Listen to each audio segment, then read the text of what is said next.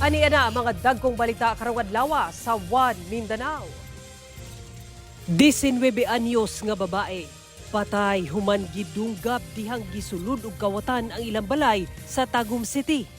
Biktima nakahiagom og 38 kasamad dinunggaban. Duha sa upat ka sospek nadakpan.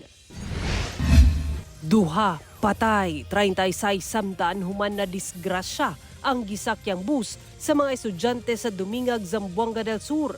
Mga estudyante mutambong unta sa graduation rites sa ROTC. Mga apektadong namuyo sa usa ka luna sa Barangay Matina Pangi sa Davao City nga maapektuhan sa demolisyon, mihangyo og relokasyon og hinabang sa gobyerno. Office of the Vice President gihatagan og unmodified opinion sa Commission on Audit sa ikatulong sunod nga tuig. Financial statements nahimong patas sumala sa COA. Modernong kahimanan sa Tactical Operation Center sa Cagayan de Oro City Police alang sa paspas nga pagresponde sa kapulisan gipasilip